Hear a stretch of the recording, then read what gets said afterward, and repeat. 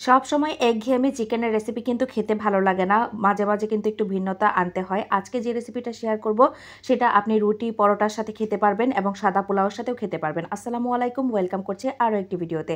কেমন আছেন সবাই? অবশ্যই কমেন্ট করে জানাবেন। এখানে আমি ব্রয়লার মুরগি নিয়েছি, তো খুব বেশি পিস নেওয়া হয়নি, খুব অল্প করে রান্না করছি। ছেলের জন্য রান্না করব, কারণ সবসময় একঘেয়েমি মুরগির মাংসের ভুনা আমি তাকে দিতে চাই না। বিভিন্ন সময় বিভিন্ন রকমভাবে রান্না করে দিতে চাই, সেই জন্য কিন্তু আজকে একটু ভিন্নভাবেই করছি। একটু টক দই দিয়ে দিয়েছি, তারপর একটু লেবু রস দিয়েছি, তারপর আদা বাটা আর রসুন বাটা আর লবণ দিয়ে মাখিয়ে নিয়েছি। মাখিয়ে রেখে দিয়েছি প্রায় 20 মিনিটের মতো। আর তারপর একটু পেঁয়াজ বেরেস্তা করে নিচ্ছি। পেঁয়াজ বেরেস্তা করে একটু হালকা উঠিয়ে রেখেছি। বাকিটুকুতে হচ্ছে ম্যারিনেট করা মুরগির মাংসটা দিয়ে দিলাম। আর লবণটা যেহেতু দেওয়া আছে, এখন কিন্তু লবণটা ব্যবহার করব না, কারণ রান্নার লাস্টের দিকে একটু টেস্ট করে নেব। যদি কম হয়ে থাকে তাহলে একটু দিয়ে দিব। তো যাই হোক, এদিকে হচ্ছে চেরা কাঁচামরিচ দিয়ে দিচ্ছি। আপনারা চাইলে কিন্তু কাঁচামরিচের পেস্টটাও ব্যবহার করতে পারেন। আমি আসলে পেস্ট করিনি, কারণ হচ্ছে বাচ্চা মানুষ খাবে, সেই জন্য খুব বেশি ঝালের আসলে প্রয়োজন পড়ে না।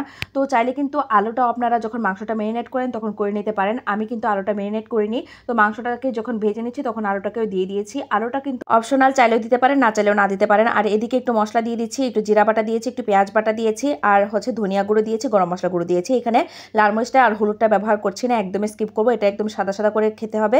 তারপর এখানে দিয়ে দিলাম হচ্ছে জয়ত্রী গুঁড়ো আর জয়ফল গুঁড়ো, এগুলো দিয়ে তারপর হচ্ছে ভালো করে মাংসটাকে কষিয়ে নিতে হবে। আর ব্রয়লার মুরগি ম্যারিনেট করা এমনিতেই কিন্তু অনেকটা তাড়াতাড়ি সেদ্ধ হয়ে যাবে, শুধুমাত্র আলুটা সেদ্ধ হওয়ার পালাটা আসলে মেইনলি। আর এদিকে মশলাটাকেও কষানোর পালা, আপনারা চাইলে কিন্তু মশলাটাও কষিয়ে নিতে পারেন আলাদা করে। আমি কিন্তু একবারই দিয়ে দিয়েছি, ভালো করে কষিয়ে তারপর হচ্ছে ঢেকে দিব।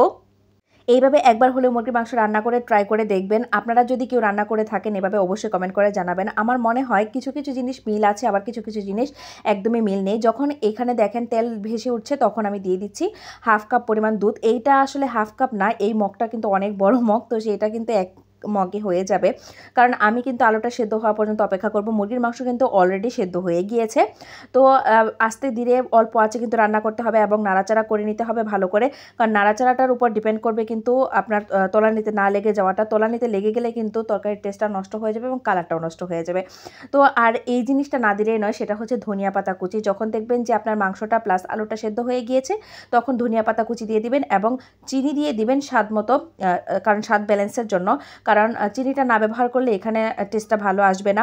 আমি এই তরকারিটা রান্না করেছিলাম হচ্ছে রুটি পরোটার সাথে খাওয়ার জন্য। মাশাআল্লাহ, খেতে কিন্তু অসম্ভব মজার হয়েছিল এবং লাস্টে একটু পেঁয়াজ বেরেস্তা সরিয়ে দিতে হবে, তারপর নামিয়ে নিতে হবে। আর এইদিকে আমি একটু আটার রুটি ভেজে নিচ্ছি, কারণ আমার বাসায় তো সবসময় আটার রুটিটা তৈরি করা হয়, সেই জন্য কিন্তু আমি আটার রুটির সাথে এটা খেয়েছিলাম। অসম্ভব মজাদার হয়েছিল।